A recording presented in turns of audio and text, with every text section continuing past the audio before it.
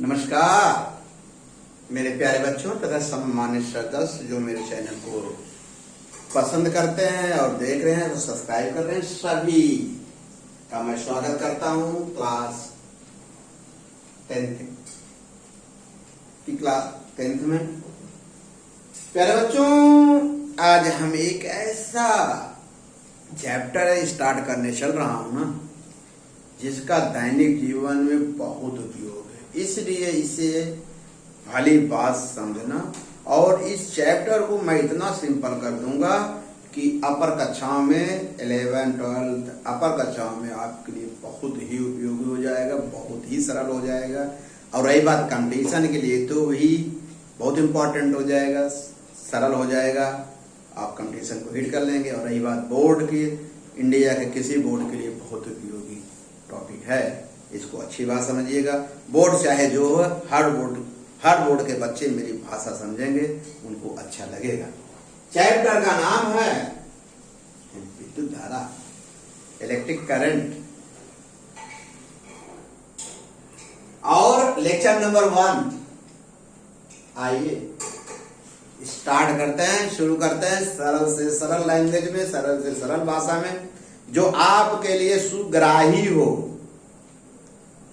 और सुपाच्य हो, उस लैंग्वेज में बात करूंगा। आइए प्यारे बच्चों, शुरू करते हैं। इलेक्ट्रिक करंट, विद्युत धारा। विद्युत धारा के बारे में चर्चा करने, डिस्कस करने से पहले, एक्सप्लेन करने से पहले इसका इतिहास बताते हैं, क्योंकि किसी ने कहा है जो व्यक्ति अपने पूर्वज का इतिहास नहीं जानता, वो नया इतिहास नहीं बना सकता। इसलिए विद्युत धारा के लिए अगर नया इतिहास, नई बात सीखना चाहते हो, इसके पीछे का इतिहास हमें सीखना पड़ेगा और आपको हमें सिखाना पड़ेगा। क्या है, आइए इतिहास शुरू करते हैं प्यारे बच्चों। क्या है,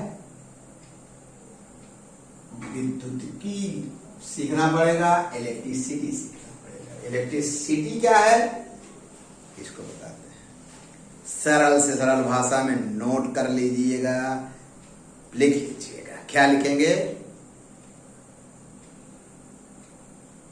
विद्युत की, इलेक्ट्रिसिटी विज्ञान की वह शाखा है जिसके अंतर्गत हम आवेश का अध्ययन करते हैं। ये माने we study the about charge, उसके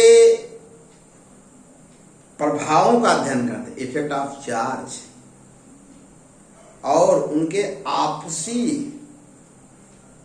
क्रियाओं का, आपस में कैसे क्रिया कर रहे हैं, उसका अध्ययन करते हैं।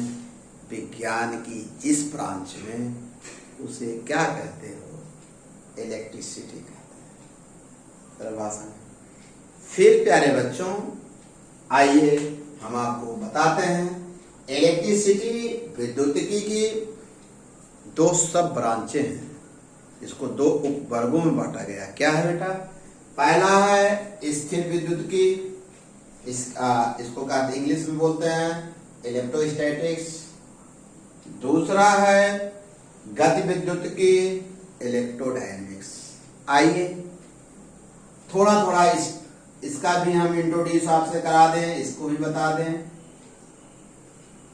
इलेक्ट्रोस्टैटिक्स में, स्थिर विद्युतिकी में आवेश का तो अध्ययन करेंगे, उसके आपसी क्रियाओं का अध्ययन करेंगे, उनके इफेक्ट का भी अध्ययन करेंगे। लेकिन इस शाखा में आवेश गति नहीं करेगा, अर्थात आवेश की स्थिर अवस्था में आवेश के बारे में जानकारी करेंगे।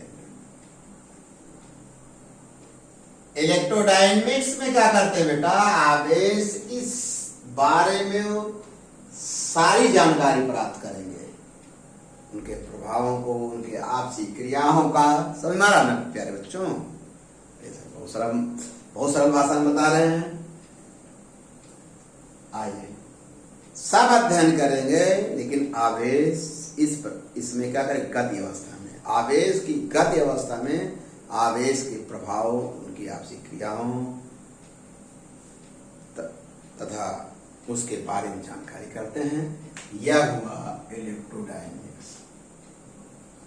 और जहां तक जो आपका चैप्टर है पूरी तरह से एनसीईआरटी बेस बता रहा हूं, और अब मेरी बात आप पढ़ लें, मेरी बातें सुन लेंगे, लिख लेंगे, एनसीईआरटी की बुक पढ़ेंगे तो आपको लगेगा कि जैसे हम किसी फिल्म की किताब को पढ़ रहे हैं।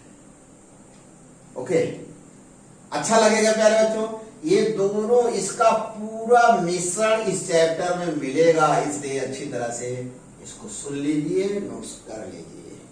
आइए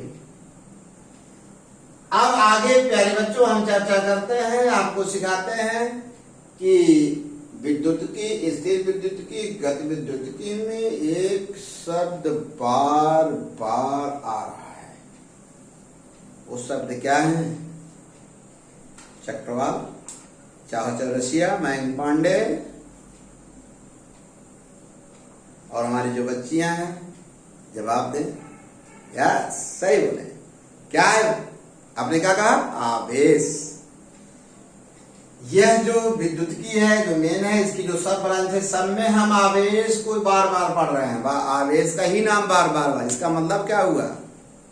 हमारा जो नया टॉपिक होगा ना, जिसे हम सिखाएंगे, वह है चार्ज, इलेक्ट्रिक चार्ज, आवेश। क्लियर? अब प्यारे बच्चों, हम वैद्युत आवेश क्या है आप हेडिंग बना लीजिए, इस पर प्रकाश डालते हैं। प्यारे बच्चों, दैनिक जीवन में वैद्युत आवेश का जो प्रभाव है, इफेक्ट है, देखने को मिलता है। अरे सर आज बहुत खुश हैं, इसका मतलब डेट इज कार, आवेशों की अननोन क्रियाओं के कारण खुश हैं। आज बहुत गुस्से में हैं, पापा बहुत गुस्से में हैं, इसका मतलब है मामला गड़बड़ है, आवेश कुछ बढ़िया से क्रिया किया है। You are right.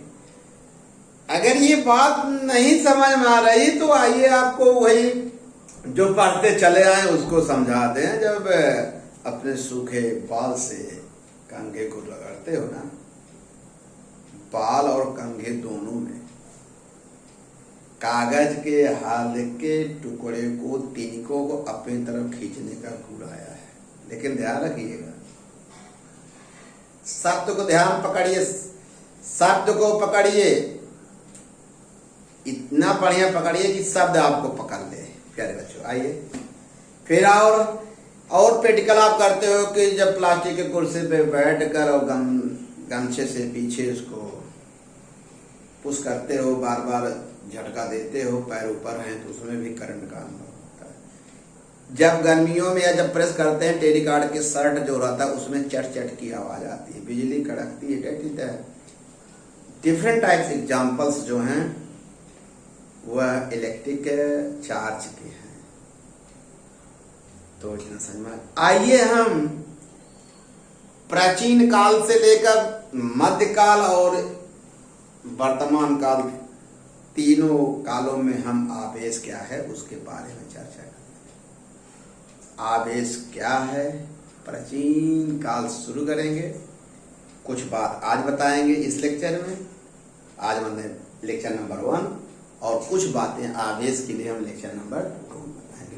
लेकिन यहाँ देखिएगा, जब प्राचीन काल से शुरू करेंगे, मध्यकालीन और आधुनिक काल तीनों इतिहासों को जब बता देंगे तो एक रिजल्ट देंगे, तो आवेश की क्या हो जाएगी, वो परिभाषा हो जाएगी। इतना जब सीखोगे ना तब जाकर आप MBBS बनोगे। MBBS की हाई सोच पैदा होगी, क्योंकि हाई स्कूल में हो ना। इंजीनियरिंग की क्या होगी, सोच पैदा होगी। जिस बोर्ड को आप जुड़े हो उस बोर्ड के टॉप करने का कंसेप्ट क्लियर होगा। प्यारे बच्चों आइए शुरू करें सरल सा भाषा में। प्राचीन काल में चले जाएं, क्या चले जाएं, आज से 3 से 4 हजार वर्ष पहले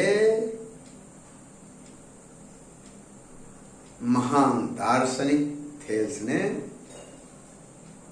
अंबर नामक एक पीला पदार्थ है जिसे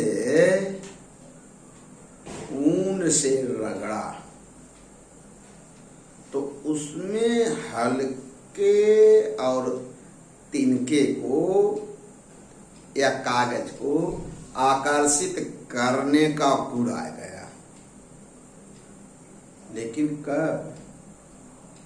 जब रगड़ा तब। इसका मतलब हुआ अपने दादा की बात माने, दार्शनिक थेल्स की बातों को माने, तो इससे एक निष्कर्ष, अभी बता रहे हैं, निष्कर्ष निकला कब? जब रब्ड किया तब। इसका मतलब बेटा आप में सारे क्वालिटी विद्यमान है, लेकिन उस क्वालिटी को उभारने के लिए हमको रब्ड करना पड़ेगा, एक टीचर को रगड़ना पड़ेगा, तब आप IITian, MBBS doctor, UP board topper बनेंगे। कौन रगड़ा? साइंटिस्ट से। तब उसके अंदर एक दूसरे को आकर्षित करने का गुण तो आ गया। कब? जब अंबर नामक एक पीला पदार्थ है, रगड़ा तब। बहुत खुश हो गए दादा, मैं दादा के दादा माने फोरफा। लेकिन उस समय उनकी बातों पर कोई ध्यान नहीं दिया। लेकिन जब आधुनिक वैज्ञानिक एक इतिहास बता रहे हैं बेटा, सुनिएगा, मजा आएगा आपको, अच्छा लग रहा होगा। जब आधुनिक वैज्ञानिक गिलबर्ट ने उनकी बातों का समर्थन किया कि दादा की बात सही है, वो जो किए थे वो सही है, और प्रायोगिक प्रदर्शन किया, तब लोगों ने उनकी बात को माना कि दादा सही कह रहे थे। लेकिन कब? वो तो आज से 3-4 हजार वर्ष पहले कहे थे, लेकिन आधुनिक वैज्ञानिक थेल्स ने देखा। ओके बेटा, अब इसके बारे में हम आगे लेक्चर नंबर 2 में चर्चा करेंगे। यहीं तक इतिहास है, और इतिहास के बारे में चर्चा करेंगे। इसका नोट्स बना लेना बेटा, फिर चर्चा करते हैं। ओके, धन्यवाद।